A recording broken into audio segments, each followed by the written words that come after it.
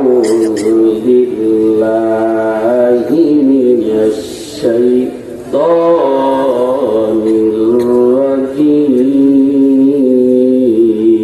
الرجيم بسم الله الرحمن الرحيم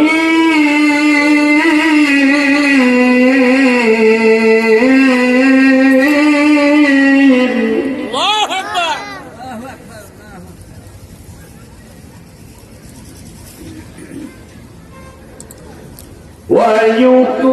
ويطعمون الطعام على حبه مسكينا ويتيما الله أكبر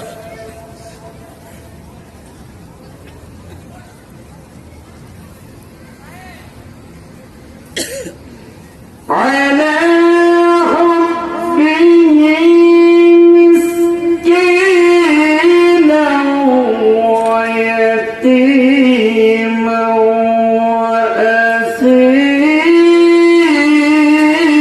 وأسيرا الله أكبر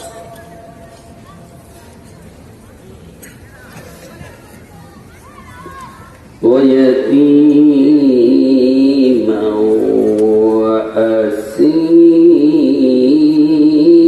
وأسيرا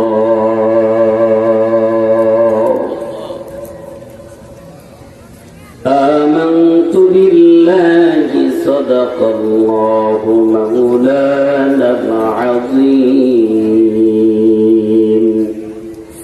وصدق رسوله النبي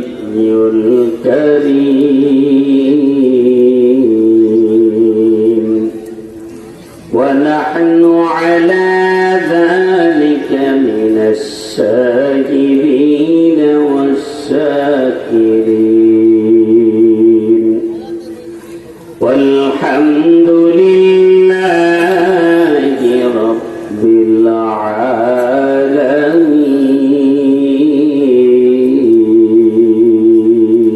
العالمين إن الله وملائكته يصلون على النبي يا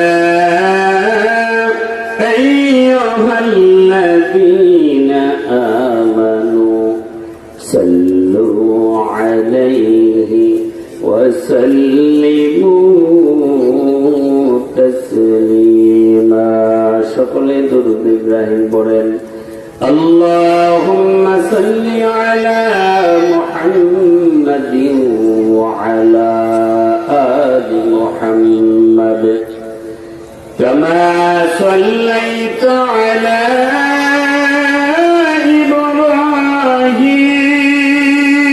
إبراهيم وعلى آل إبراهيم إنك حميد مجيد اللهم بارك على محمد وعلى آل محمد كما باركت على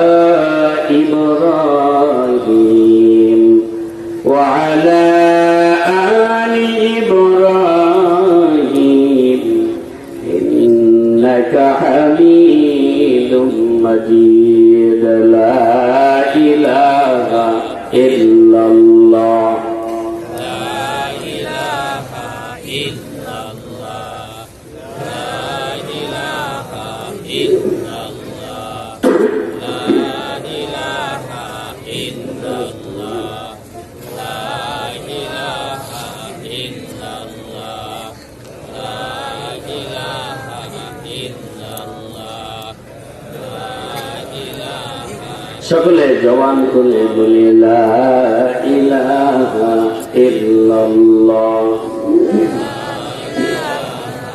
illallah, la ilaha illallah, la ilaha illallah, la ilaha illallah,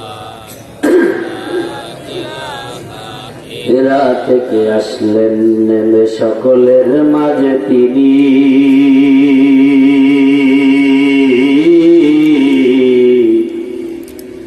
নিয়ে এলেন সঙ্গে করে মহাবিপ্লবের বাণী। আরব আজম উঠল কেঁপে, জাগল অদ্ভুত প্রাণ।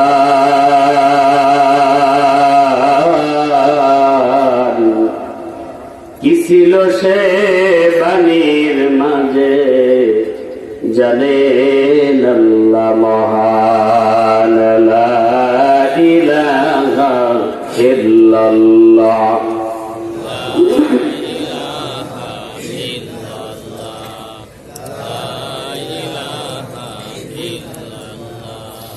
لا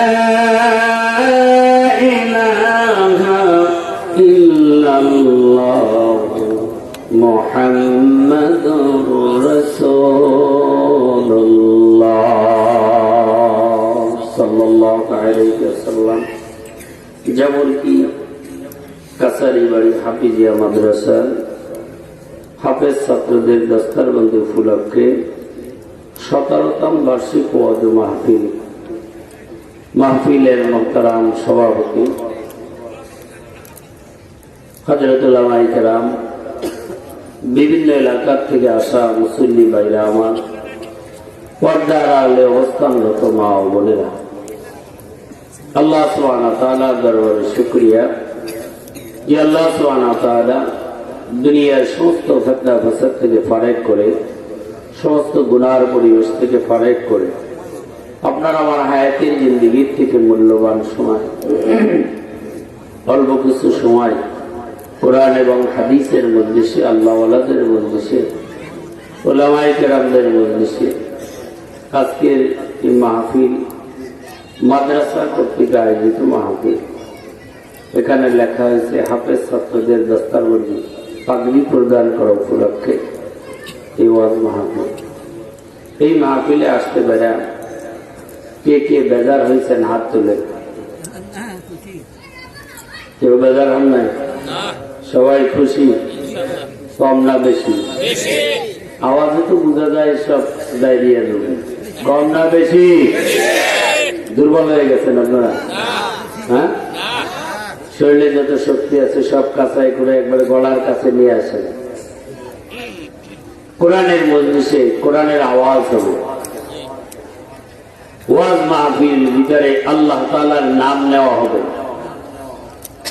ইমানের পরিচয় তো এই ওয়াজ মাহফিলের মাটি এখন হবে, ঠিক না বলেন? রাজি আছি ইনশাআল্লাহ? মুসলমানের 99% আমলের সম্পর্ক জবানের সাথে এবং আরবির সাথে। কিসের সাথে বলেন? জবান এবং আরবির সাথে। এই জন্য ইহুদি নাসারা বেদিন মুশরিকরা, আমাদের সমাজে কিছু নাস্তিক আছে, কিছু মূর্খ আছে,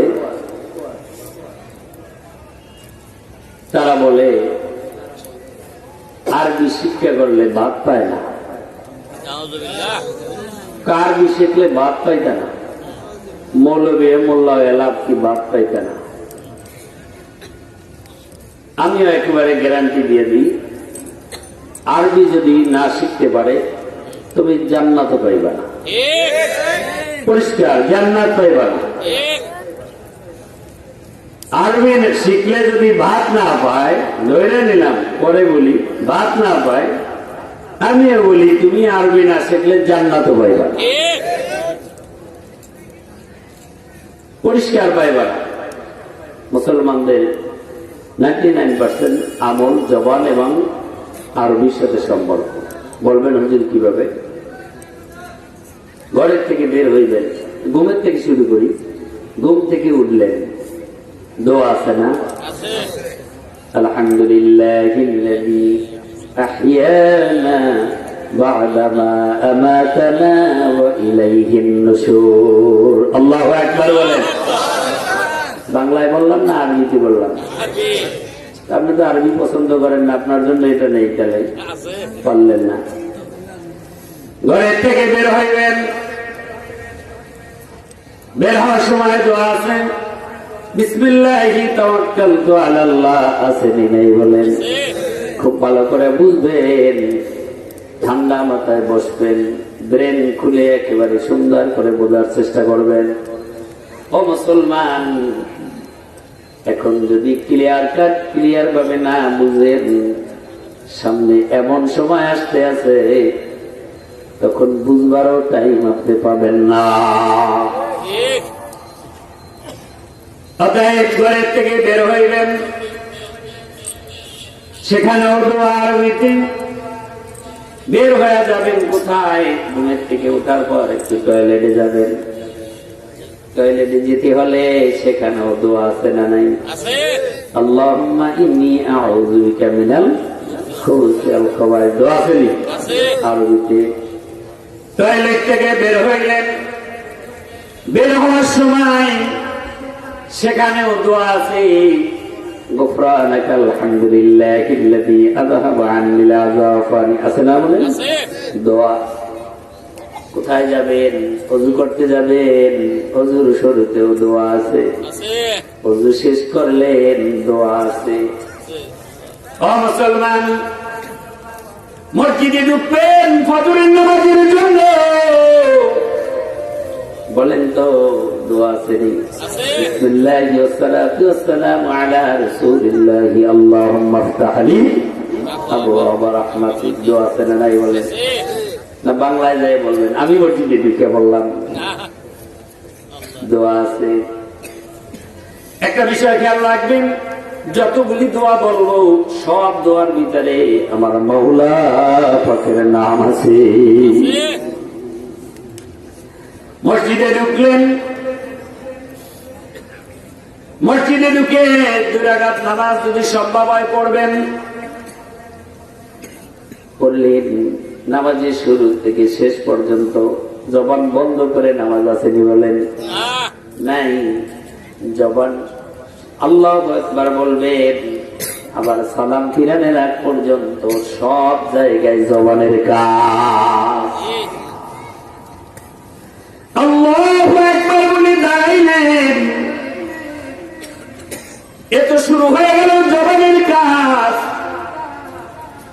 সানা পড়লেন জবানের কাজ সূরাতুল ফাতিহা শুরু করলেন আলহামদুলিল্লাহি রাব্বিল আলামিন আল্লাহু আকবার জবানের কাজ রুকুতে যাবেন রুকুর তাসবিহ পড়বেন সেটাও জবানের কাজ এভাবে নামাজ শেষ করলেন জবানের কাজ নামাজ শেষ করে যদি বলেন মালিকের কাছে কিছু চাইব আল্লাহুম্মা আনতাস সালাম ওয়া মিনকাস সালাম জবানের কাজ বলেন মসজিদ থেকে বের হবেন বের হইতে গেলে এখন জবানের দোয়া আছে না নাই দোয়া আছে এখন কোথায় যাবেন বের হয়ে খানা খাইবেন খানার শুরুতেও দোয়া আছে বিসমিল্লাহি ওয়া আলা বারাকাতিল্লাহ আল্লাহু আকবার বলেন তো যত আমলগুলি করবেন সব আমলের ভিতরে জবান এবং আরবির কাজ আছে না গাড়িতে উঠবেন নৌকায় ঘোড়ায় উঠবেন 4 ব্রিজ পোল পারাইবেন দোয়া আছে না নাই বলেন সেখানেও দোয়া আছে লুঙ্গি পরবেন দোয়া আছে আল্লাহু আকবার মুসলমান খেয়াল করেন বলেন আরবি শিখলে বাদ পাইবা না তুমি আরবি না শিখলে আল্লাহর জান্নাত পাইবা না চলে যাবেন হজ্জে বাইতুল্লাহ আমার মাওলার কাবা বাড়ির চারপাশে ঘুরবেন দোয়া আছে না নাই বলেন যদি এতটুকু বলেন লাব্বাইক আল্লাহুম্মা লাব্বাইক লা শারীকা লাকা লাব্বাইক ইন্নাল হামদা ওয়ান নি'মাতা লাকা ওয়াল মুলক লা শারীকা লাকা লাব্বাইক আল্লাহু আকবার। ও মুসলমান, একটা মুরগি জবাই করতে যাবেন, দোয়া আছে না নাই? কোন জায়গায় নাই বলেন তো? সব জায়গায় আছে। এবার হিসাব করে দেখেন, ঘুমের থেকে উঠবেন, পরবর্তী ঘুম যাওয়ার পর্যন্ত ঘুমাইতে যাবেন, সেখানেও দোয়া আছে। আল্লাহুম্মা বিসমিকা আমুতু ওয়া আহইয়া। আল্লাহু আকবার। এই দোয়াগুলি এই মাদ্রাসায় শিখায় না? শিখায়নি বলে? এই মাদ্রাসায় শিখায়। আপনি আমি 50-60 বছর হয়ে গেছে, এখন পর্যন্ত ওযুর নিয়মটা জানি না, ওযুর দোয়াটা জানি না। গোসলের কথা জিজ্ঞেস করলে কয় হুজুর এটা জানি। কেমনে জানেন? কয় নাওয়াইতু আন গুসলা, সাবান দিয়ে ইচ্ছা মতো কসলা। এটা জানে হুজুর? কি জানেন? সারা জীবন শুধু মনে করছেন মসজিদে আযান দেয় মুয়াজ্জিন সাহেব, আল্লাহু আকবার আল্লাহু আকবার, আর কোন মতে একটু ওযু কইরা ভিজলো কি ভিজলো না খবর নাই। চলে গেলেন আল্লাহর ঘর মসজিদে, কি পড়লেন? সূরা পড়লেন, সানা পড়লেন, দোয়া পড়লেন, তাশাহুদ পড়লেন। হিসাব করে একদিনও কোন হুজুরকে জিজ্ঞাসা করলেন না সহি হয় কিনা, যা মনে চায় তাই পড়লেন, মনে করলেন এটাই বুঝি ইসলাম। আমার আল্লাহ তা বলে নাই, আমার আল্লাহ কোরআনের ভিতরে বলেছেন, ইয়া আইয়ুহাল্লাযীনা আমানু দুখুলু ফিস-সিলমি কাফা।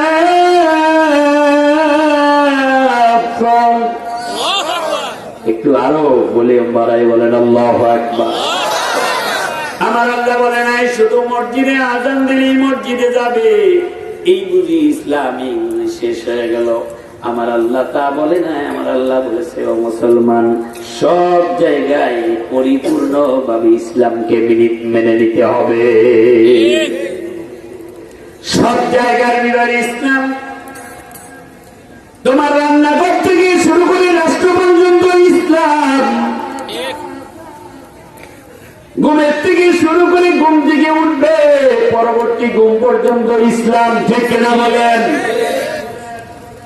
তুমি মনে করছো শুধু আমার যতটুকু মনে চাই ততটুকু ইসলাম, যতটুকু সম্ভব ততটুকু ইসলাম। না মুসলমান না। আমার আল্লাহ বলেছেন, এই মাথার থেকে পায়ের তলা পর্যন্ত, রান্নাঘর থেকে রাষ্ট্র পর্যন্ত, একেবারে ঘুমের থেকে উঠলে পরবর্তী ঘুম পর্যন্ত সব জায়গার ভিতরে ইসলাম আছে। যেমন অন্য জায়গায় আল্লাহ রাব্বুল আলামিন বলেন, ইয়া আইয়ুহাল্লাযীনা আমানু যকুরুল্লাহা যিকরান কাসীরা।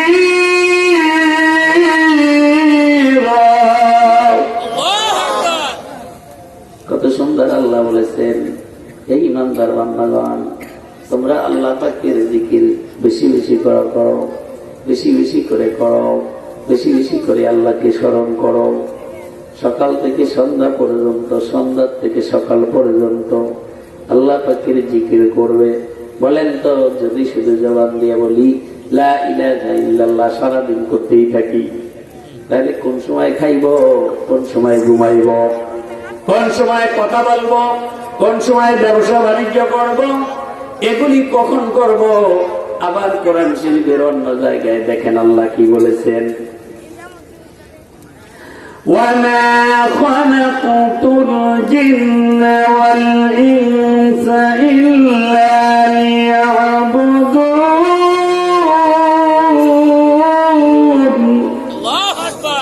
আল্লাহ এখানে বলে, আমি তোমাদেরকে জিন এবং ইনসানকে বানাইছি আমার ইবাদতের জন্য। কিসের জন্য বানাইছে? এই দুর্বল হয়ে গেছেন আপনারা? কিসের জন্য আল্লাহ বানাইছে আমাদেরকে? ইবাদতের জন্য বানাইছেন। আল্লাহ তো বলেন নাই ও বান্দা তুমি 5 তলা বিল্ডিং বানাও। আল্লাহ তো বলেন নাই তুমি বড় ব্যবসায়ী হয়ে যাও। আল্লাহ তো বলেন নাই তুমি কৃষি কাজের মধ্যে চলে যাও, ইত্যাদি ইত্যাদি। আল্লাহ বলেছেন ইবাদতের জন্য তোমারে আমারে বানাইছে। ও বান্দা, তাহলে বুঝতে হবে আল্লাহ তাআলা যখন ইবাদতের জন্য বানাইছে, আমার খুঁজে বের করতে হবে আল্লাহর ইবাদতটা কেমন, আল্লাহর ইবাদত কিভাবে হয়, আল্লাহর ইবাদত কোন জায়গায় হয়, আল্লাহর ইবাদত কখন হয়, পুরো সময়টা আমার বের করে নিতে হবে। ঠিক কিনা বলেন? পরিষ্কার বুঝবেন রে বন্ধু। আগেই বলেছি মুসলমানদের আরবি শেখা এত দরকার, এত দরকার। সব জায়গার ভিতরে 99% জায়গায় জবান এবং আরবির সাথে সম্পর্ক আছে। ঠিক কিনা বলেন? আর যদি আমি আরবি শিখতে পারি, জবান এবং আরবির সাথে অ্যাডজাস্ট করতে পারি, তাহলে মনে রাখতে হবে 24 ঘন্টা মাওলা যে জিকিরের কথা বলেছে, 24 ঘন্টা মাওলা যে ইসলামের ভিতরে ঢুকতে বলেছে, 24 ঘন্টা মাওলা যে ইবাদতের জন্য বানাইছে, আরবি আর জবান ঠিক রাখতে পারলে সম্ভব। সুবহানাল্লাহ বলেন। দুই একটা উদাহরণ দিয়ে মূল আলোচনায় যাই রে বন্ধু। আজকে আমি আপনাদের সামনে কোরআন শরীফের যে আয়াত করেছি, আয়াতের শানে নজরুল্লাহ শোনাইব। এই আয়াতের ভিতরে 4টা শানে নজরুল আছে। আমি আপনাদেরকে একটা বা 2টা শোনাবো। বাকি মাদ্রাসা কর্তৃক আয়োজিত ওয়াজ মাহফিলে মাদ্রাসার বিষয়ে কিছু কথা বলবো ইনশাআল্লাহ। মনে রাখবেন না বন্ধু, দুই একটা উদাহরণ দেই। আল্লাহ বলেছেন ইবাদতের জন্য, সব সময় জিকিরের জন্য। আল্লাহ বলেছেন পরিপূর্ণ ইসলামের ভিতরে ঢোকার জন্য। বন্ধু, কেমনে ঢুকবেন, কেমনে সব সময় জিকির করবেন? আমরা তো মসজিদ থেকে বের হয়ে সকালবেলা কাজে চলে যাই, ব্যবসা বাণিজ্যতে চলে যাই, আবার ঈশা পর্যন্ত কাজ করি, ঈশার পরে আবার সন্ধ্যার নাকে তেল দিয়ে ঘুমায়া যায়। গ্রাম্য ভাষায় বলে নাকে তেল দিয়ে ঘুমায়া যায়। ঠিক না বলেন? এখন হিসাব করে দেখেন রে মুসলমান, আপনার বয়স যদি 60-70 বছর হয়ে যায়, 70 বছরের ভিতরে হিসাব করলে পাওয়া যাবে আপনি 20 বছর কমসে কম ঘুমের ভিতরে পার করছে। দৈনিক যদি 8 ঘন্টা ঘুমান, তাহলে আপনার হিসাব করে দেখেন 8 ঘন্টা যদি আপনি ঘুমান, 3 আটা 24 হয়, 3 ভাগের 1 ভাগ ঘুমাইলেন। ঠিক না বলেন? তাহলে 60 বছরে 3 করে 60 হয়, তাহলে 20 বছর খালি ঘুমাইলেন। তাহলে আল্লাহ বলেছেন ইবাদতের জন্য আমি তো পার করে দিলাম ঘুমেই 20 বছর। কিন্তু আমার নবী কত সুন্দর সিস্টেম, কত সুন্দর পদ্ধতি করে দিয়েছেন। আমার নবী কত সুন্দর অপশন দিয়েছেন। আল্লাহু আকবার বলেন। আপনারা ওই হাদিস জানেন, একটু রিপ্লে করে আপনাদেরকে স্মরণ করে দিই। বিশ্বনবী সাল্লাল্লাহু আলাইহি সাল্লাম বলেছেন, আল্লাহর কোন বান্দা যদি ঈশার নামাজ জামাতের সাথে আদায় করে, ফজরের নামাজ যদি জামাতের সাথে আদায় করে, তাহলে সারা রাত বান্দা দাঁড়ায় দাঁড়ায় নামাজ পড়ার নেকি বান্দার আমলনামায় দেওয়া হয়। হিসাবগুলা 24 ঘন্টার হিসাবগুলা বুঝে নেন, মুসলমান বুঝে নেন। তাহলে 60 বছরের ভিতরে 20 বছর যদি ঘুমে পার করলেন, সেই 20 বছর যদি ঈশার নামাজ আর ফজরের নামাজ জামাতে আদায় করলেন, তাহলে আপনি কনফার্ম হয়ে গেলেন আমার 20 বছর বেকার যায় নাই, 20 বছর বেহুদা যায় নাই, 20 বছর পর্যন্ত আমার ইবাদতে পার করছে। ঠিক না বলেন? বিশ্বনবীর আর একটা হাদিস শুনে নেন, 2য় নম্বরের অপশন শুনে নেন। আল্লাহর নবী বলে যে কেউ যদি ঘুমের আগে 33 বার সুবহানাল্লাহ বলেন, 33 বার আলহামদুলিল্লাহ বলে, 34 বার আল্লাহু আকবার বলে, বান্দা যদি 6 ঘন্টা 7 ঘন্টা 8 ঘন্টাও ঘুমায়া যাও, বান্দা যত সময় ঘুমে থাকবা তত সময় তোমার আমলনামায় মাওলা পাকের জিকিরের সব লেখা হবে। সুবহানাল্লাহ করতে গিয়ে বলবেন বাংলায়, আরবিতে বলতে হবে রে বন্ধু, বলতে হবে। তাহলে বুঝে যায় 60 বছরের 20 বছর ইবাদতে লাগানোর পদ্ধতি আমরা শিখে ফেলাইলাম, ঠিক না বলেন? এরপরে তৃতীয় অপশন আবার নবী বলেছেন, কত সুন্দর কথা বলেছেন। ও বন্ধু, আপনি ঘুমাইবেন, ঘুমের সময় আরো অনেক আমল আছে, এতগুলি বলবো না। আর একটা ঘুমের সময় আমল হইল, ঘুমের সময় পড়বেন আল্লাহুম্মা বিসমিকা আমুতু ওয়া আহইয়া, আছে না নাই বলেন? এইভাবে যদি আপনি ঘুমান, তাহলে ঘুমের সময় যদি এই দোয়া পড়ে আপনি ঘুমাইতে পারেন, রে বন্ধু, আপনার জানা নাই হায়াতের 60 বছরের 20 বছর যদি ঘুমে হয়, বলেন তো 20 বছরের ভিতরে আজরাইল আসতে কি পারে কি পারে না?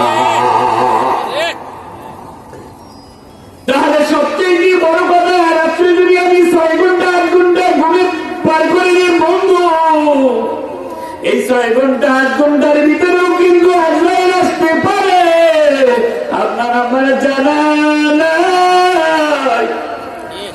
রাত্রে আসবে না দিনে আসবে রে বন্ধু? যে আমলগুলির কথা বললাম, এগুলি যদি করে বান্দা ঘুমাইতে পারে, মনে রাখবা ওই রাত্রে যদি তুমি মারা যাও, শহীদি দরজা লাভ হয়ে যাবে। সুবহানাল্লাহ। এই যদি রাত্রির অবস্থায় হয়, ঘুমটাও যদি তোমার ইবাদতের সিস্টেমে পাওয়া যায়, তাহলে ঘুম ছাড়া যত সময় পার করবা সেগুলিও ইবাদতে আরো সহজে পাওয়া যায়। সুবহানাল্লাহ। আরেক দুইটা উদাহরণ দিই, পুরা সময়টা হিসাব করলে লম্বা সময় লাগবে। আপনি যদি বলেন হুজুর আমরা টয়লেটে যাই, এই সময় তো উযু রাখা সম্ভব না, ওযু থাকবে না, এই সময় তো আমাদের ওযু থাকে না, আমরা নাপাকি গুলা দূর করার জন্য যাই। প্রসাব করলেন ওযু চলে গেল, টয়লেট করলেন পায়খানা করলেন ওযু চলে গেল, তাহলে এই সময়টা তো বেকার হয়ে গেল। দৈনিক যদি 10 মিনিট আমি টয়লেটে ব্যয় করি, প্রসাব করতে যদি 5 বারে 5 দুগুণে 10 মিনিট 20 মিনিট হয়ে যায়, তাহলে মাসে হিসাব করেন, গোটা বয়স হিসাব করলে 4 থেকে 5 বছর খালি টয়লেটে পার হয়ে যায়। কিন্তু আমার নবী বলেছে না না, টয়লেটে ঢোকার যেই পদ্ধতি, যেই সুন্নাত, যেই রীতিনীতি, যেই সিস্টেম গুলি আছে রে, তুমি যদি ঢুকবার সময় বাম পাও দিয়া ঢোকো, ঢোকার আগে যদি দোয়াটা পড়ে নাও, টয়লেটে ঢুকছো রে বান্দা, 10 মিনিট কেন 20 মিনিট কেন আধা ঘন্টাও যদি পার করো, বের বাবা ডান পাও দিয়া বের হইয়া যদি বান্দা তুমি আবার ওই দোয়াটা পড়ে নাও, তুমি আল্লাহর নবীর হাদিস শুনে নাও, যত সময় টয়লেটে ছিলা তত সময় মাওলা পাকের জিকিরের নেকি তোমার আমল নামায় পেয়ে যাবা। তাহলে কোথায় ইবাদত নাই? আল্লাহ যেহেতু বলেছেন হিসাব করলে সব জায়গায় মাওলা পাকের স্মরণ পাওয়া যায়, কিন্তু শর্ত একটা, যদি আরবি শিক্ষা করা যায়। আরবি শিক্ষা যদি না করো রে বান্দা, তাহলে তুমি সব জায়গায় ইবাদত পাইবা না, তোমার জিন্দেগি দেখবা গুনায় গুনায় পার হয়ে যাবে। তাহলে আরবি শেখার দরকার আছে না নাই? বাড়ি বানাইলা 10 তলা 20 তলা 5 তলা বিল্ডিং এর ভিতরে থাকি, 4 তলায় থাকি, 6 তলা বিল্ডিং, উপরের থেকে না মসজিদে যাইতে 5 মিনিট সময় হিসাব করা লাগে, সিঁড়িটার মধ্যে 2 মিনিট পার হয়ে যায়। এইভাবে যদি 5 ওয়াক্ত নামাজের জন্য 5 দুগুণে 10 মিনিট নামি, তাহলে 2 মিনিট করে হলে 10 মিনিট হয়, আবার উঠতে হয় 10 মিনিট, 20 মিনিট হয়ে যায়। তোমার 60 বছরের ভিতরে হিসাব করো, 3 থেকে 4 বছর খালি সিঁড়ির মধ্যে যায়, ঠিক কিনা বলেন? একটু বুঝেন মুসলমান, বুঝেন। আল্লাহ যেহেতু বলেছে সর্বক্ষণিক আল্লাহকে স্মরণ করা কিভাবে করবেন, হাদিস শরীফের ভিতরে আছে, কিতাবের ভিতরে মাদ্রাসায় পড়ায়, ইসলামী তাহজিবের ভিতরেই তো পড়ায়, ক্লাস 3 ভিতরে। ও বান্দা, তুমি যদি সমতল ভূমির থেকে সিঁড়ি বাইরে উপরে উঠতে চাও, তাহলে সিঁড়িতে কদম রাখার সঙ্গে সঙ্গে আল্লাহু আকবার বলে নাও, সুবহানাল্লাহ বলে। এইবার তুমি যতগুলা কদম দিবে সিঁড়ির উপরে 5 তলা 20 তলা 30 তলা পর্যন্ত যাও না কেন, যতগুলা কদম দিবারে বান্দা আল্লাহু আকবারের নেকি তোমার আমল নামায় লিখতে থাকবে। আবার বলো রে বন্ধু, উপর থেকে নিচে নামবা, বলবেন হুজুর এখন তাহলে কি আর নাকি হবে না, এই সময় কি বেকার যাবে রে বন্ধু? না, বেকার যাবে না। তুমি নিচে নামবার সময় বলো সুবহানাল্লাহ। আছে না নাই? বলে বানানোর কথা বলছি, বাবার কথা বলছি না? না মুসলমান, 24 ঘন্টা ইবাদত কিভাবে পার করবা সিস্টেম জানতে হবে, পাশাপাশি তোমার জবান দিয়া আরবি জানা লাগবে। কপাল পুরুষে আরবির বিরোধিতা করো নাই, আরবির বিরোধিতা করো নাই। জাহান্নামে যাওয়ার রাস্তা সহজ করেছো, জান্নাতের রাস্তা দ্বারে বন্ধ করে দিয়েছো। কারণ আরবি শব্দগুলা এমন এক দামি শব্দ, এমন এক দামি, এই যেই জবান দিয়ে পড়ে আল্লাহ ওই জবানের দাম বাড়াইয়া দেয়, এই যেই চোখ দিয়ে দেখে ওই চোখের দাম বাড়াইয়া দেয়, যেই কান দিয়ে শোনে কানের দাম বাড়াইয়া দেয়, যেই হাত দিয়ে ধরে হাতের দাম বাড়াইয়া দেয়, যেই সিনার ভিতরে ঢুকাই রে বান্দা ওই সিনার ডাল লাউহে মাহফুজের মতো আল্লাহর কাছে দামি হইয়া যায়। আজকের যেই ছাত্রদের মাথায় পাগড়ি দেওয়া হবে রে বন্ধু, পাগড়ি ছাত্রদের মাথায় পাগড়ি দেওয়া হবে, আমাদের কোন হুজুর মাথায় পাগড়ি দিবে কাপড়ের পাগড়ি, এটা তো ছাত্র পাইল পাগড়ি। হাদিসের মধ্যে আল্লাহর নবী বলে হাসরের ময়দানে ওই ছাত্রের বাবার মাথায় আমার আল্লাহ নূরের পাগড়ি পরাইয়া দিবে। সুবহানাল্লাহ। মুহতারাম, আরবির বিরোধিতা করো না, কোরআনের বিরোধিতা করো না। তুমি বলো আরবি শিখলে বাদ পায় না, আমি বলি আরবি না শিখলে আল্লাহর জান্নাত পায় না। এই জন্য মনে রাখতে হবে, ঘুমের 20 বছর পার করে দিবেন, ইবাদতের ভিতরে শুধু পদ্ধতি জানা দরকার, ঠিক না বলেন? আবার আপনারা তো একেবারে কামেল আল্লাহওয়ালা। কিছুদিন আগে এক পাগলায় বলতে 60-70 টাকার তাহাজ্জুদ পড়ে, বলতে না বলে না, বলে এত দিনের বেলা আর রাত্রের বেলা ঘুমায় না। এই জন্য মাঝে মধ্যে দেখেন জনসভায় বক্তৃতা দিলে চোখ 2টা লাল, সবাই তাহাজ্জুদ করতেন আল্লাহ ভক্ত মানুষ, ঠিক না বলেন? আমি 60-70 টাকার তাহাজ্জুদ করি, প্রতি রাত্রে নফল নামাজ করি, কত বড় হাজি মনে হয় সৌদির তো না, একেবারে হজ ফেলায় যেতে নামছে, এত বড় হাজি বলছে না। শোনেন না আপনারা কান দিয়া, এটা তো তাহাজ্জুদের কথা বুঝায় নাই, এটা ওলামায়ে কেরামদেরকে একটা টিটকারি করছে, না জানি এরা একেবারে সস্তা মনে করেছে। ও বন্ধু চলে যাই, তাহলে এই জবান দিয়া আরবি পড়বে রে, আল্লাহ ওই জবানের দাম বাড়াইয়া দিবে। ওই জবানটা কত দামি, ওই জবানটা কত দামি। আমাদের মসজিদে ফজরের নামাজের পরে, বিশেষ করে মাগরিবের আসরের নামাজের পরে মসজিদের সামনে 8-10 জন করে সিরিয়াল করে যায়, বাচ্চা নিয়ে নিয়ে। আমি বের হয়ে গেল, হুজুর একটু ফু দেন, ফু দেওয়ার হুজুর আলাদা, মানে মুয়াজ্জিন সাহেব হুজুরের সিরিয়ালে ফু দেয়, ফু দেওয়ার হুজুর আলাদা। কত রোগের নাম বলে, ডাক্তার দেখাইছি কাজ হয় না, কেন আসছে? হুজুরের তো বড় ডাক্তার না, হুজুরের কাছে আসছি হুজুরের জবান দিয়ে একটু ফু দিবে, কারণ যেই জবান দিয়া মালিকের কালাম করে ওই জবানের দাম মালিক বাড়ায় দেয়, ওই জবান দিয়া যদি পানিতে ফু দেয় পানির দাম বাড়ায় দেয়, ওই পানি বাচ্চারে পান করাইলে বাচ্চা ভালো হয়ে যায়। কোন সুবহানাল্লাহ। এই জন্য কোরআনের সাথে সম্পর্কের বন্ধু জবানের মাধ্যমে এত বেশি দরকার, এত বেশি দরকার। দেখবেন জবান দিয়ে কোরআন তেলাওয়াত করেছে আর কিছু মানুষ শুনছে, এই জবানের আওয়াজটাই তো শুনছে, আওয়াজটা শুনে দিলটা নরম হয়ে গেছে। কোন সুবহানাল্লাহ।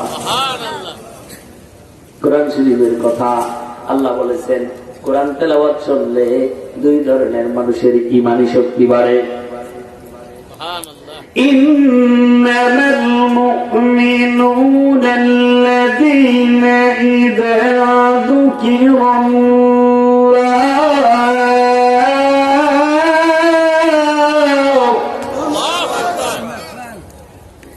নিশ্চয়ই যারা ইন্নামাল মুমিনুনা যারা মুমিন ইযা যুকিরাল্লাহ তারা আল্লাহর নাম শুনলে তাদের দিল চমকে ওঠে। ঠিক কিনা বলেন? কাইপে ওঠে। ঘুমাইয়াও যদি থাকে মসজিদে আজান শুনে দিল চমকে ওঠে, মসজিদে যাওয়া লাগবো। মাইকে অ্যানাউন্স করেছে, মাইকিং করেছে, যেমন কি মাদ্রাসার ওয়াজ মাহফিল হইব, দিল চমকে উঠছে, যাওয়ান লাগবো, যাওয়া লাগবো। কোরআন তেলাওয়াত শুনে ঈমানী শক্তি বেড়ে যায়। ওয়াইদা তুলিয়াত আলাইহিম আয়াতুহু যাদাতুহুম ঈমানা, ঈমানী শক্তি বেড়ে যায়। ইতিহাস পড়ে দেখেন হযরতে ওমর রাদিয়াল্লাহু তাআলা আমিরুল মুমিনিন, আমরা সকলেই জানি আমিরুল মুমিনিন মুসলমান হয়েছেন তার বোনের কোরআন তেলাওয়াত শুনে। এটা আমরা জানি কিন্তু না। কোরআন শরীফের ভিতরে আর একটা সূরা ৩২ পারায় সূরা আল হাক্কা আছে না নাই বলেন? ওই সূরার ব্যাখ্যা করে দেখেন, ওই সূরার ভিতরে ৩টা আয়াত আছে। হযরতে ওমর রাদিয়াল্লাহু তাআলা মুসলমান হওয়ার আগে আল্লাহ রাসূল যখন নামাজে দাঁড়াইছে, ওমর পিছনে যায় আল্লাহ রাসূলের পিছনে দাঁড়াইছেন। দাঁড়ায় দাঁড়ায় নবীজির কোরআন তেলাওয়াত শুনছেন। ওমর ওই কোরআন তেলাওয়াত শুনে বাহিরে বের হয়ে আইসে বলে, কি করি, দলের নেতা হয়ে গেছে কাফেরদের।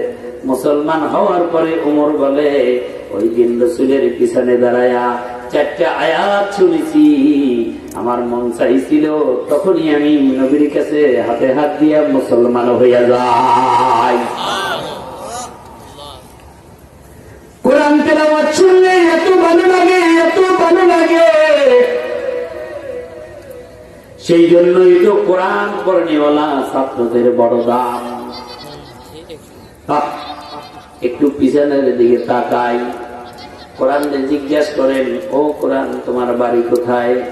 কোরআন কত সুন্দর জবাব দিয়ে দেবে, বাল হুয়া কুরআনুম মাজিদ।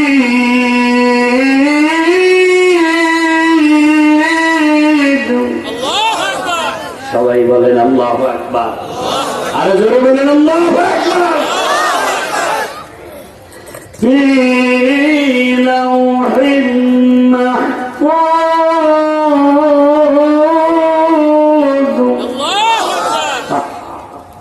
উপরে জগতের ভিতরে সবচেয়ে দামি জায়গা হয়েছে লাওহে মাহফুজ, যেখানে পবিত্র কোরআন সংরক্ষিত ছিল। সবচেয়ে দামি জায়গা, ওখান থেকে কোরআনকে জিজ্ঞাসা করবেন, ও কোরআন তুমি কোন মাসে আসছো, কখন আসছো? কোরআন বলে দিবে, শাহরু রমাদানাল্লাযী উনজিলা ফীহিল কুরআন। কোরআন বলবে আমি আসছি রমজান মাসে। এই জন্য 12 মাসের ভিতরে সবচেয়ে দামি মাস হয়েছে রমজান মাস। কোরআন বলবেন রমজান মাসে আসলাম, বুঝলাম, রাত্রে আসলা না দিনে আসলা। কোরআন কত সুন্দর বলে, ইন্না আনজালনাহু ফী লাইলাতিল কদরি ওয়া মা আদরাকা মা লাইলাতুল কদর। লাইলাতুল কদরি খায়রুম মিন আলফি শাহর। বলেন আল্লাহু আকবার। কেমন একটা রাত্রে আসছে, কত রাত্র আসলো আর কত রাত্র চলে গেল। আহা, কিন্তু কদরের রাত্রকে আমার আল্লাহ বলেন হাজার মাসের চেয়ে উত্তম রাত্র কদরের রাত্র, যেই রাত্রে বন্ধু কোরআন নাজিল হয়েছে। কোন সুবহানাল্লাহ।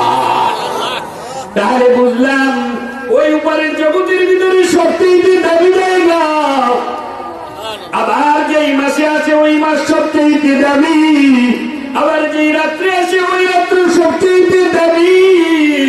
কে নিয়ে আসলো? কে নিয়ে আসলো? জিবরাইল নিয়ে আসলো। আল্লাহর ফেরেশতাদের ভিতরে সবচেয়ে দামি ফেরেশতা হয়েছে জিবরাইল। সমস্ত নবীর সঙ্গে সাক্ষাৎ করেছেন, কোরআন নিয়ে নিয়ে আসছেন নবীর কাছে। কোন সুবহানাল্লাহ। আমার নবীর কাছে আসতেন। ও বন্ধু, এবার বলবেন কোরআন নাজিল হয়েছে কোন জায়গা? গারে হেরার ভিতরে নাজিল হয়েছে। আল্লাহু আকবার। আরে কত হাজিরা গারে হেরার কিনারায় যাইয়া উঠতে পারে না, উপরের দিকে তাকাইয়া চোখের পানি ফেলায় ফেলায় কাঁদে। আমার নবী এই জায়গার ভিতরে দেয়ার করতেন, এই জায়গার ভিতরে কোরআন নাজিল হয়েছিল। আর যে হাজিরা উপরে উঠে এখন তো উঠবে, পাথর কাইটা কাইটা কত সুন্দর জায়গা করে দিয়েছে। আমার নবী যখন উঠছি পাথরগুলি আঁকা বাঁকা ছিল, ওই জায়গায় আমার নবী যে ধ্যান করতেন। আমার নবীর বিপদের সময়, কষ্টের সময় স্ত্রী খাদিজা রাদিয়াল্লাহু তাআলা আমার নবীর জন্য পিঠের মধ্যে খাবার বান্ধা দৈনিক 2 বার নিয়ে যাইত। সুবহানাল্লাহ। খাদিজা নবীর জন্য খাবার নিয়ে যাইত। পাথরগুলা এত আঁকা বাঁকা, এত আঁকা বাঁকা, খাদিজার কোনুর চামড়াগুলি, হাঁটুর চামড়াগুলি পাথরের গোসায় গোসায় পাথরের সঙ্গে লেগে যাইত। আমার আল্লাহ রাব্বুল আলামিন খাদিজার কষ্ট দেখা আমার নবীর ডাক দিয়ে কয়, ও আমার বন্ধু, খাদিজা দৈনিক 2 বার আপনার জন্য খাবার নিয়ে আসে। এত উঁচা পাহাড় গুলি বায়া বায়া খাদিজার কত কষ্ট হয়, খাদিজার কত কষ্ট হয় রে বন্ধু। আমার পক্ষ থেকে ওই খাদিজার সালাম জানায়া দিয়ে। কত কষ্ট করে আমার নবীর জন্য খাবার নিয়ে যাইতো। ও বন্ধু, একজন নারী আমার নবীর জন্য কত কষ্ট করেছে। ইসলামের সর্বপ্রথম নবুয়ত পাওয়ার পরে নবীজির কাছ থেকে কালেমা শিখলেন খাদিজা। আমার নবী গারে হেরার ভিতরের থেকে বাহিরে বের হইলেন। জিবরাইল আমিন এসে নবীজিকে নিয়ে পাথরের মধ্যে পাও দিয়ে আঘাত করলেন, পানি বের হয়ে গেলেন। জিবরাইল বলেন, নবীজি আমি ওযু করি, আপনি দেখেন। দেখলেন, এবার আপনি করেন, আমি দেখি। দেখলেন, এবার নবীজি ওযু হয়ে গেল 2 জনের। ও নবী, এইবার আমি 2 রাকাত নামাজ আদায় করি, আপনি দেখেন। দেখলেন, এবার বললেন, নবীজি আপনি 2 রাকাত নামাজ আদায় করেন, আমি দেখি। দেখছেন, 2 জনই একত্রিত হইয়া নামাজ আদায় করলেন। নবী আমার বাসায় গেলেন, গিয়া খাদিজারে ডাক দিয়া বলে, খাদিজা আমার জিবরাইল আমারে ওযু শিখাইছে, আমি ওযু করি, তুমি দেখো। দেখছেন, তুমি ওযু করো, আমি দেখি। দেখলেন, আমি নামাজ আদায় করি, তুমি দেখো। দেখলেন, তুমি নামাজ আদায় করো, আমি দেখি। দেখলেন, স্বামী স্ত্রী 2 জনই একত্রিত হইয়া 2 রাকাত নামাজ আদায় করলেন। পিছনে হযরতে আলী তেমন বড় ভাই নাই, পিছনে এসে দাঁড়ায় বলে, বুঝলাম না, বুঝলাম না, 2 জন একত্রিত হইয়া কেন এইভাবে করে? এই নামাজ তো আর কোনদিন দেখি নাই। ও বন্ধু, মনে রাখবা, এখানে একটা শিক্ষার বিষয় রয়েছে। একজন নারী সর্বপ্রথম ওযু শিখছেন, সর্বপ্রথম নামাজ শিখছেন, তাও শিখেছেন আমার নবীর কাছ থেকে। তুমি আর আমি ওয়াজ মাহফিলে যা শেখো, বাইরে যা শিখবা, বাসায় গিয়া আবার নিজের স্ত্রীর তাই শিখাইবা। এটা আমার নবীর সুন্নাত, এটা আমার নবীর আদর্শ। কোন সুবহানাল্লাহ। কিন্তু কি শিখবে? তুমি আর আমি চলে আসছি ওয়াজ মাহফিলে, সে তো মাগরিব থেকে শুরু করে টেলিভিশনের আখিরি মোনাজাত না দিয়ে ঘুমায় না। কথা বলেন ঠিক কিনা? ভবন চলে যায় সামনের দিকে। এইবার বলেন গাড়ি ঘেরার দাম বেড়ে গেল। ওই কোরআন আসছে আমাদের নবী মুহাম্মদুর রাসূলুল্লাহ সাল্লাল্লাহু আলাইহি সাল্লামের কাছে কোরআন আসছে। আল্লাহু আকবার। ওই কোরআন থেকে কথা বললে ও বন্ধু, কোরআন আসতে আসতে আমার নবীর কাছে আসতে, সাহাবীদের কাছে আসতে আস্তে আস্তে সেই কোরআন জামুরকি কাছারিবাড়ি হাফিজিয়া মাদ্রাসার ছাত্রের কাছে আসছে। ঠিক কিনা বলে? এখন ওই লাউহে মাহফুজের দাম যেমন বেশি, গাড়ি ঘেরার যেমন দাম বেশি, জিবরাইলের দাম বেশি, রমজান মাসের দাম বেশি, কদরের রাত্রের দাম বেশি, তোমার বাড়ির পাশে মাদ্রাসার যে ছাত্র সিনার ভিতরে ঢুকাইছে ওই সিনার দাম লাউহে মাহফুজের মতো বেশি। এই কোরআন যে তিলাওয়াত করে তার দাম বেশি। তুমি হয়তো জানো না, যে হাফেজ সাহেব তিলাওয়াত করে সে হয়তো এত জানে না। বাংলাদেশের জাতীয় পাখির নাম দোয়েল। এই দোয়েল পাখি 2 টাকার নোটের ভিতরে আছে না নাই বলে? আমরা পকেটের ভিতরে রাখি, কত সুন্দর জাতীয় নাম রাখছি। দোয়েল নিজেই জানে না আমার নামে আমি এই দেশের জাতীয় পাখি জানেনি বলে। জানলে সংসদ ভবনে যায় বয়ে থাকতো, বলতো এই এমপি মন্ত্রীরা আমি দেশের জাতীয় পাখি, আমার স্থান সংসদ ভবনে হইব। কে কারে জিগায়? সেই জঙ্গলের মধ্যে রয়েছে, কোনো খবরও নাই। ও মুসলমান, মনে রাখবা, তোমার বাড়ির সামনে দিয়া রাষ্ট্রপতিরে হাতায় নিবা, কোনো দাম নাই, কোনো দাম নাই। যেমন কি মাদ্রাসার কোরআনের হাফেজ নিয়ে রাস্তা দিয়ে হাঁটাই দাও, রাস্তার 2 পাশের কবরের জন্মা।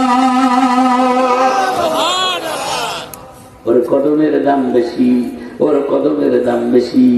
তুমি আর আমি জানি না, যে জানছে সে এর থেকে ফায়দা নিয়ে নিছে। সুবহানাল্লাহ। একটু সামনের দিকে যাই, যে আয়াত করেছি আয়াতের কথাও বলবো রে বন্ধু। ওই যে মসজিদে নববীর ভিতরে একজন ইমাম ছিল কারি আসিম রহমাতুল্লাহ আলাই। একদিন 2 দিন নয়, 70 বছর মসজিদে নববীতে ইমামতি করছেন। এই জায়গায় আমার নবী দাঁড়ায় নামাজ পড়ছে। ও বাংলার মুসলমান, ওই জায়গায় গেলেই চোখে পানি আনতে হয় না, অটোমেটিক চোখ দিয়ে পানি বের হইয়া যায়। যেখানে দাঁড়িয়েছে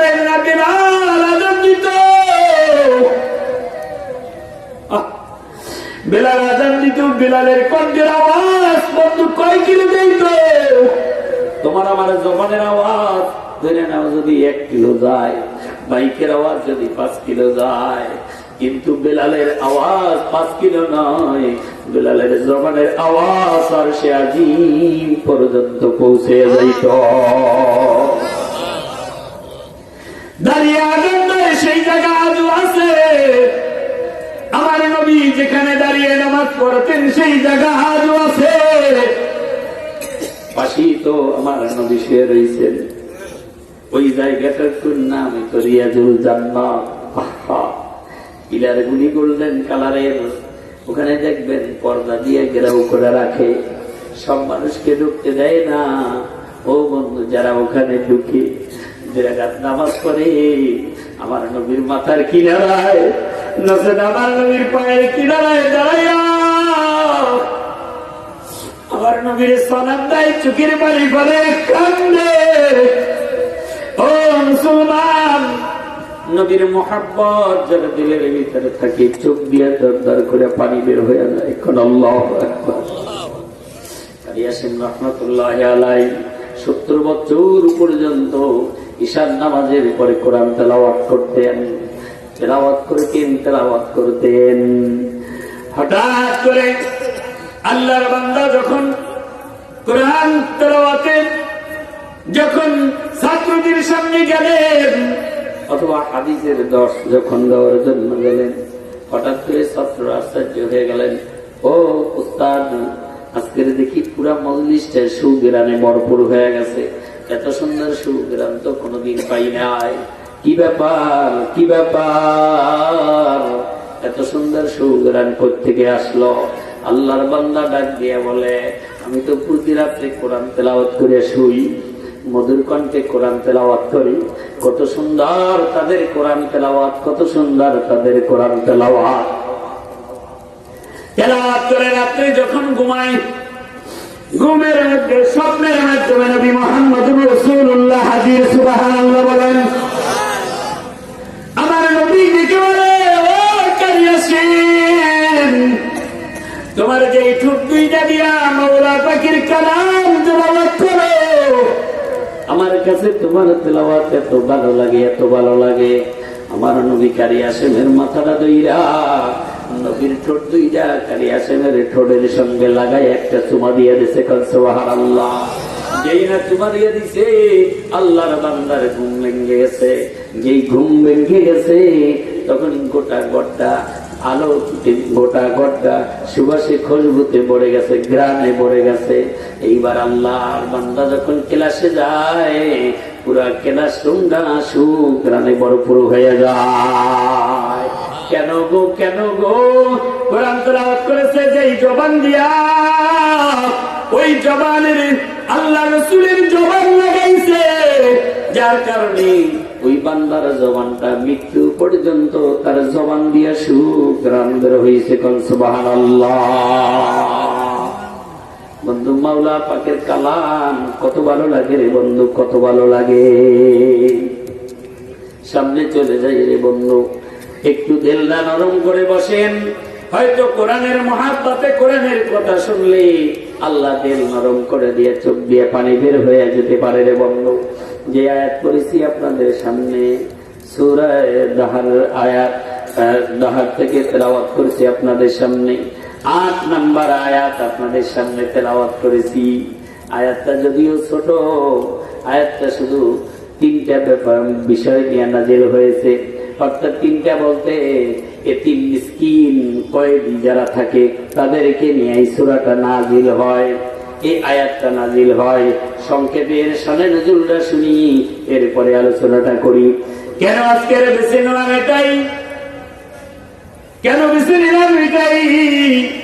আমরা কিন্তু সব সময় যদি শুনি এতিমখানা, অবহেলিত মনে করি। এতিমখানার বাচ্চাদেরকে আমরা অবহেলিত মনে করি। আবার দেখবেন মাঝে মধ্যে আমরা এদেরকে অর্থনৈতিক ভাবেও দুর্বল মনে করে এদের সঙ্গে সম্পর্ক লাগাইতে চাই না। ও বন্ধু, মনে রাখবেন যে আয়াত আপনাদের সামনে তেলাওয়াত করেছি রে বন্ধু,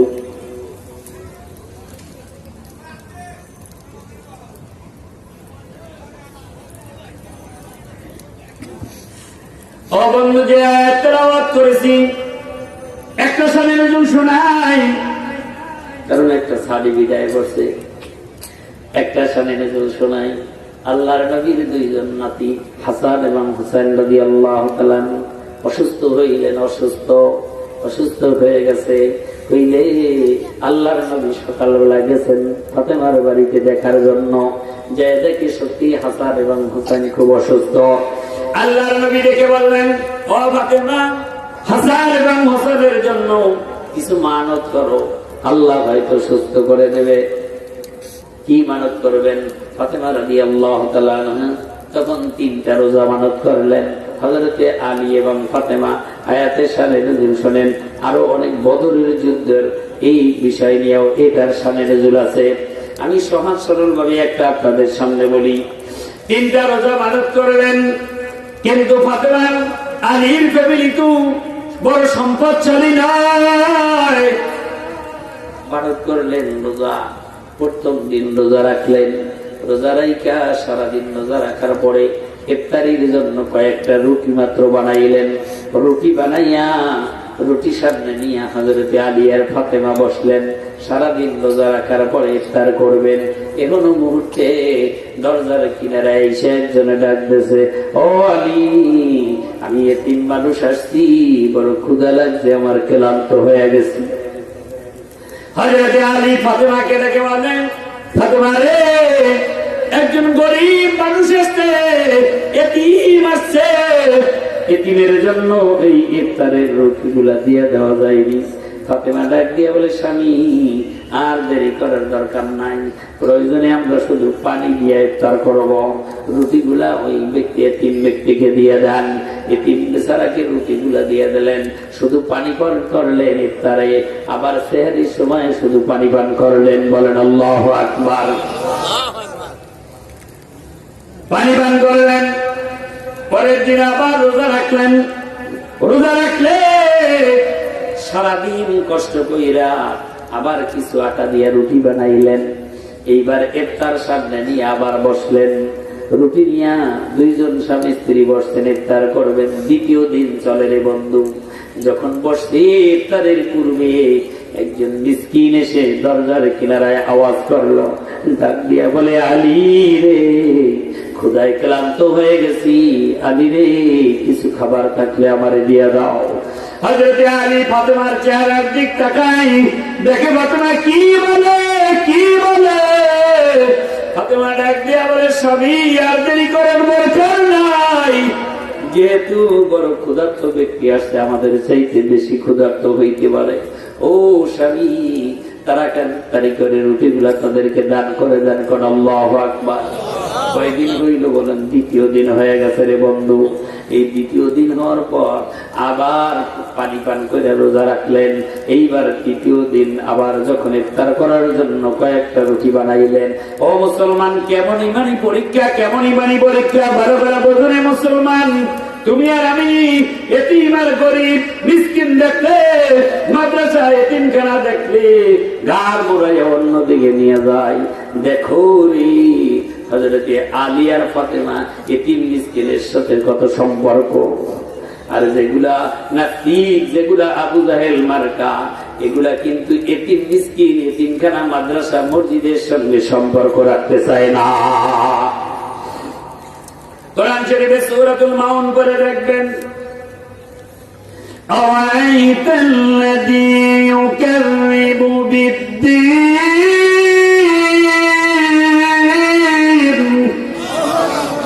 আপনি কি দেখেছেন যারা দিনকে অস্বীকার করে, দিনকে অস্বীকার করে? এখানে লম্বা আলোচনা। দিন বলতে এই আমাদের কর্মদিন, পরকালের দিন, বিচার দিবসের দিন, ইত্যাদি ইত্যাদি লম্বা। তাহলে এইবার বলতেছে,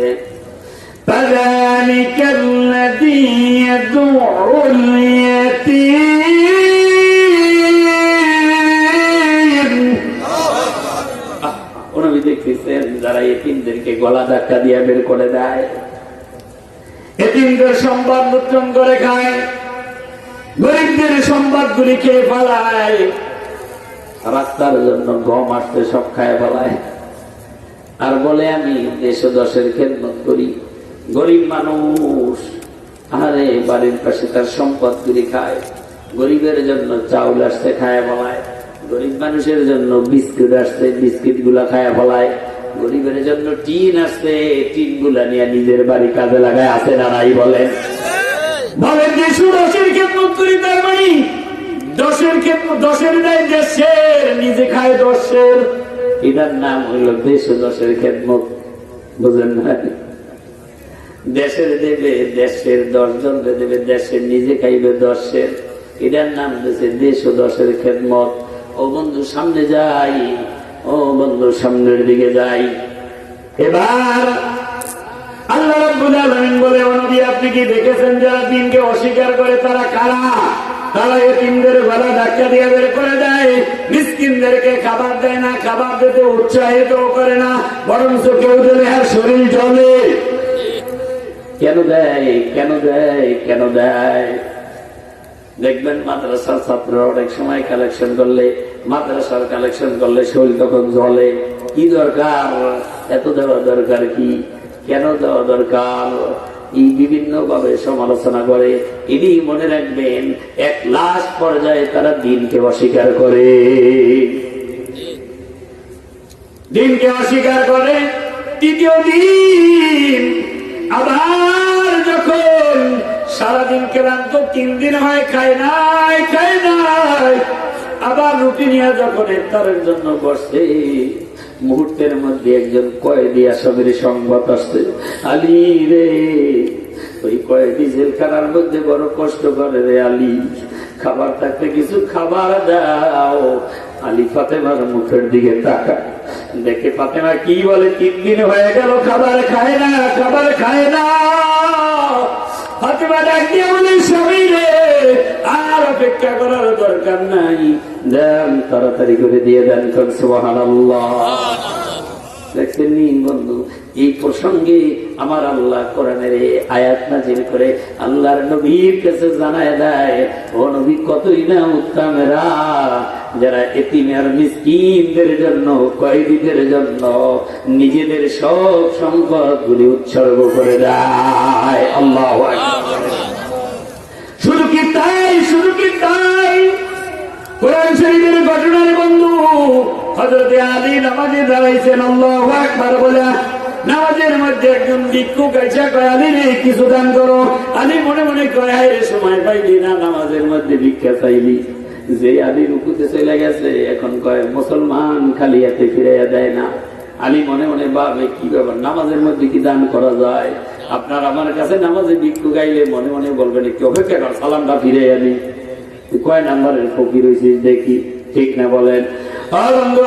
আলী রুকুর মধ্যে চিন্তা করলেন, নামাজের মধ্যে যখন চাইছে, হাতের আঙ্গুলটা করলে নামাজের মধ্যেই দান করে দিয়েছে। আল্লাহু আকবার। কে দেখছে বলেন, কে দেখছে? আমার আল্লাহ দেখে কোরআনের আয়াত নাযিল করে দিয়েছে, ইন্নামা ওয়ালিয়্যুকুমুল্লাহু ওয়া রাসূলুহু ওয়াল্লাযীনা আমানুল্লাযীনা ইউকিমুনাস সালাত। জোরে বলেন না আল্লাহু আকবার। এই আয়াত নাযিল হয়ে যায়। আরো অনেক আয়াত আছে, খালি এইভাবে নাযিল হয়েছে। কোরআন শরীফের এক এক আয়াত, এক একটা সূরা, এক একটা বিষয়ের উপর নাযিল হয়েছে রে বন্ধু। এখন বলতে চাইছি রে বন্ধু, মনে রাখবা, এতিমদের সঙ্গে সম্পর্ক রাখবে কারা, গরিবদের সঙ্গে সম্পর্ক রাখবে কারা। ও বন্ধু মনে রাখবা, যারা দিনদার, যারা এতিমদের সঙ্গে সম্পর্ক রাখবে তারা, মাদ্রাসার সঙ্গে সম্পর্ক রাখবে কারা, কোরআনের সাথে মহব্বত রাখবে যারা, ঠিক কিনা বলেন? আমার নবী দোয়া করতেন, আল্লাহুম্মা ইনি মিসকিনা ওয়া আমিত মিসকিনা ওয়াহশুরনি ফি জুমরাতিল মাসাকিন। আমার নবী দোয়া করতেন, আল্লাহ এতিমের সঙ্গে সম্পর্ক রাখবে, আমার গরিবদের সঙ্গে আমার সম্পর্ক থাকবে। ও আল্লাহ, এই অবস্থায় আমাদের মৃত্যু দিও, হাসরের ময়দানে এদের সঙ্গে আমারে উঠাইও। কোন আল্লাহু আকবার। অথচ আজকে আমরা তার বিরোধী, তার বিরোধী। ছাত্র দেখলে চিৎকার দেই, মাদ্রাসার কথা বললে শরীর জ্বলে। না না বন্ধু, মনে রাখবা, তোমার যদি সম্পর্ক কোরআনের সঙ্গে হয়, কোরআনী মাদ্রাসার সঙ্গে তোমার সম্পর্ক হবে, ঠিক কিনা বলে? আরে বন্ধু, আমি আল্লাহর ওলিদের জীবনী পড়ে দেখছি, আজকের সকালেও পড়ছি।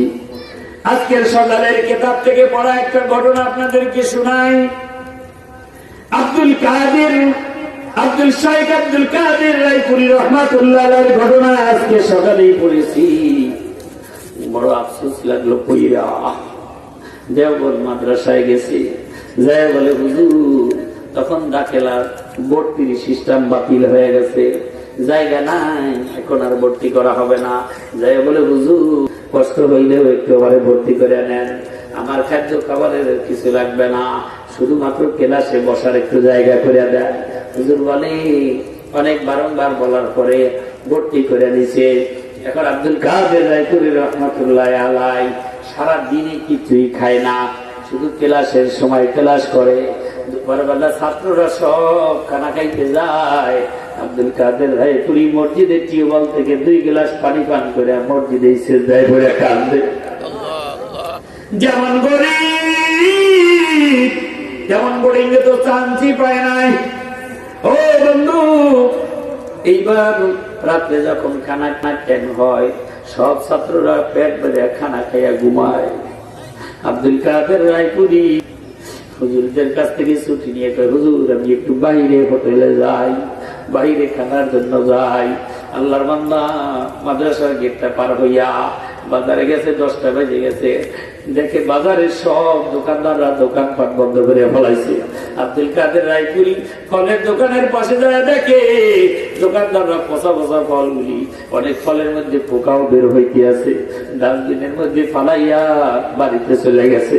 আল্লাহর বান্দা একটা পলি নিয়া পচা ফলগুলি বাইসা বাইসা পলির মধ্যে ঢুকাইছে, ঢুকাইয়া এরপরে ও আল্লাহর বান্দা এবারে ঢুকাইয়া মসজিদের কোনায় বৈশা পচা ফলগুলি খাইয়া মাদ্রাসার মধ্যে আইসা মাওলা পাকের কোরআন শিখলো। এইভাবে দীর্ঘদিন পর্যন্ত কোরআন শেখে। হঠাৎ করে তার দর্শের হুজুর, তার যিনি পড়ায় সেই হুজুর রাত্রে স্বপ্নের মাধ্যমে দেখে আব্দুল কাদের রায়পুরি আল্লাহ রসুলের সঙ্গে এক করে দেখা না সকালবেলা ডাক দিয়ে আব্দুল কাদের রায়পুরি আমার কাছে আসো, কাছে আসো, কি ব্যাপার বলো তো, তোমার খারাপ আলমগুলি একটু বলো। আব্দুল কাদের রায়পুরি হাওয়া করে চোখের পানি জেনে দিয়ে কাঁদে আর বলে হুজুর আমার তকদিরে তো দুবারে খানা খাই না, রাত্রের বেলা খানা পাই না, আমি বাজারে যাইয়া পচা ফলগুলি ডাস্টবিন থেকে দিয়া মসজিদের কোনায় বৈশা পচা ফলগুলি চিবাইয়া খায়, মাঝে মধ্যে পোকাও দাঁতে মাঝে পোকাগুলি আমি ফালা দে। এমন ফলগুলি খাইয়া হুজুর আমি কিতাব পড়ি, কোরআন পড়ি। আল্লাহর বান্দা ডাক দিয়া বলে ও আব্দুল কাদের রায়পুরি, আজকে থেকে ডাস্টবিনের পচা ফল খাওয়া লাগবে না, আজকে থেকে তুমি আমার সঙ্গে এক প্লেটে খানা খাইবা। আজকে তুমি ওলামায়ে কিরামদেরকে গালি দাও, ওলামায়ে কিরামদেরকে ধিক্কার দাও, তুমি কি জানো না কিভাবে মালিকের কালাম পড়ছে? এই শীতের রজনীকে তুমি তো সকাল 8টায় ঘুমের থেকে উঠো, তাকিয়ে দেখো মাদ্রাসার ছাত্রগুলি কত কষ্ট করিয়া রাত্র 3টা-4টার সময় ঘুম ভাঙ্গে, আহা মনে চায় না উঠি, তারপরে ওইটা মালিকের কালাম দিয়ে বসে যায়।